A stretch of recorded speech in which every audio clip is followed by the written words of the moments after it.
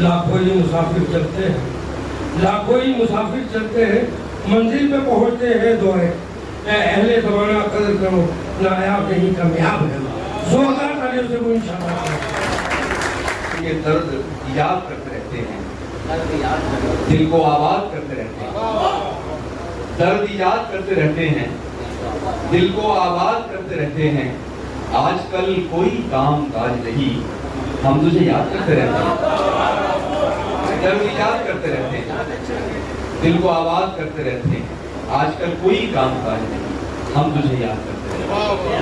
वही भाई शायद चले गए, मुझसे कहते आप कब पढ़ेंगे, यार कोई बात नहीं। एक ताज़ा कुछ शेर मैंने कही है, वो पढ़ रहा हूँ अमिताभ भाई और शकील भाई ठाकुर से। मुशायरेबाजी तो होती रहती है, एजाज साहब का जश्न है और यहाँ बहुत अच्छे सुनने वाले हैं, तो मैं समझता हूँ किसी इधर उधर की नाटकबाजी की जरूरत नहीं। ये शेर जो मैं ताज़ा आपके अर्ज करता हूँ, मतलब एजाज भाई की कौन कहता है कि कोई फूल लेके आएगी, कौन कहता है कि कोई फूल लेके आएगी, जिंदगी आई भी तो बस दिल दुखाने आएगी। कौन कहता है कि कोई फूल लेके आएगी, जिंदगी आई भी तो बस दिल दुखाने आएगी। और शेर सुनाना चाहता हूँ, आपकी जिम्मेदारी बढ़ जाती है और मैं आप चाहता हूँ कि आपको अच्छा लगेगा। पेश करता हूँ कि कौन कहता है कि कोई फूल लेके आएगी, जिंदगी आई भी तो बस दिल दुखाने आएगी। और शेर ये है कि बाप के आने से पहले नींद आनी चाहिए।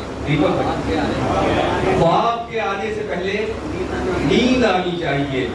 नींद पहले आ गई, बाप पहले आ गए तो नींद कैसे आएगी?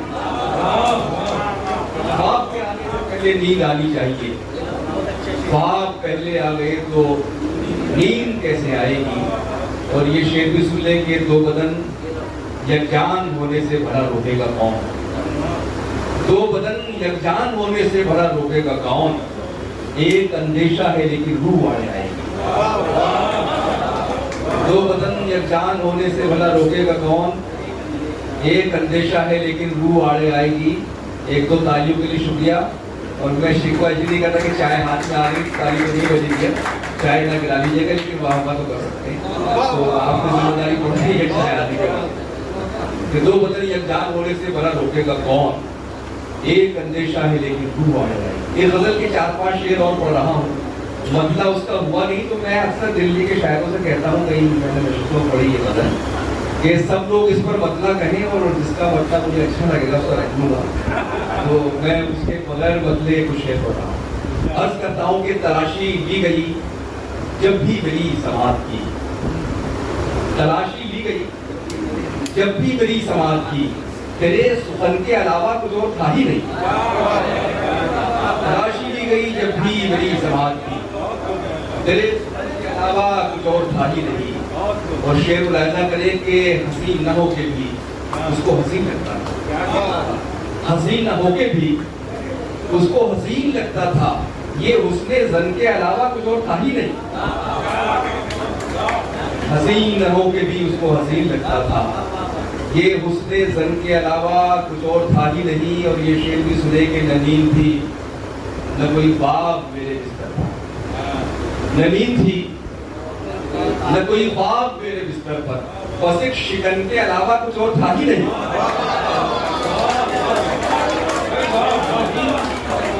मेरे बिस्तर पर बस एक शिकन के अलावा कुछ और था ही नहीं। खालिद कैसर साहब नजर आ रहे हैं हमारे दोस्त, तो बड़ा अच्छा लगा उनको यहाँ देखकर कि नींद थी न कोई ख्वाब मेरे बिस्तर पर, बस एक शिकन के अलावा कुछ और था ही नहीं। और ये शेर आप ये जिम्मेदारी है इसको सुनना कि शायद किस तरह से हालाती अक्कासी भी कर सकता है। गजल के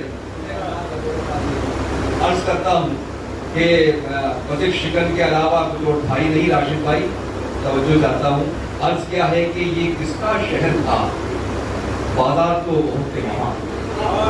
निराज भाई ये किसका शहर था, बाजार तो बहुत थे वहाँ, मगर कफन के अलावा कुछ और था ही नहीं।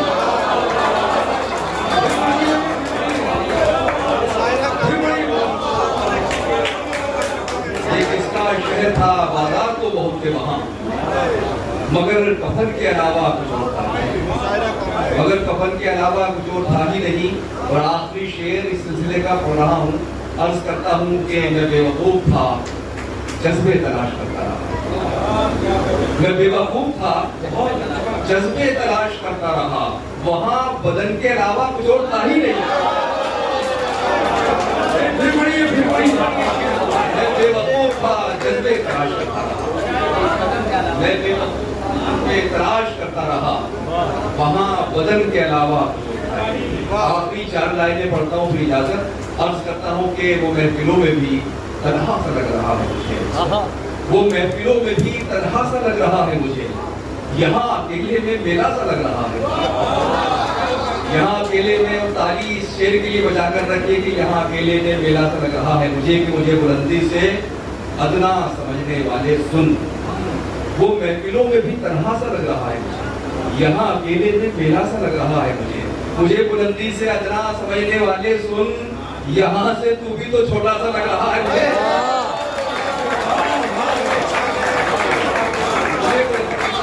समझने वाले सुन।